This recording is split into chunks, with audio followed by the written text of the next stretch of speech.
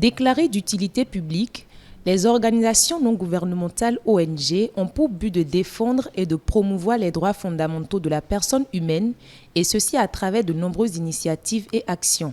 Les plus en vue sur le terrain sont celles qui militent pour le respect de la personne humaine, le respect des droits des enfants, ainsi que celles qui travaillent à la promotion de l'égalité du genre et à l'éducation à la santé sexuelle et reproductive. Cette journée sonne donc comme une reconnaissance du travail de fourni que font ces organisations. À voir ce que les ONG font, ce qu'ils font dans la société, parce qu'il n'y a pas ce domaine de la vie qui ne soit pas couvert par des ONG, que ce soit au niveau de l'environnement, au niveau donc des œuvres sociales, au niveau de la réduction de la pauvreté.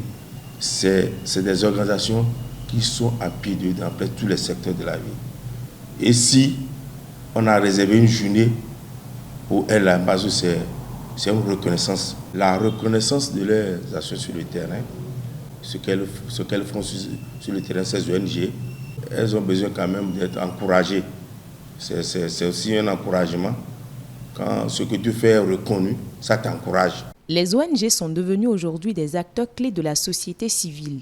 Elles se mobilisent sur des champs essentiels tels que la lutte contre la pauvreté, l'écologie ou encore la protection de la nature. Les ONG ont pour rôle de promouvoir les mesures préventives contre peut-être des maladies endémiques. Là, il y a des ONG qui sont spécialisées dans la santé communautaire, d'autres développement agricole, d'autres leadership, et d'autres le genre. En dehors de la reconnaissance du travail qu'abattent ces organisations, cette journée sert aussi d'occasion pour attirer l'attention des bailleurs et surtout des gouvernements sur l'accompagnement indéfectible à apporter à ces groupes de pression qui deviennent avec le temps indispensables à l'action sociale. La société civile, elle est composée exclusivement de ces organisations, en l'occurrence les ONG qui jouent leur partition dans le système. L'État doit pouvoir accompagner en ce sens qu'il faut des ressources.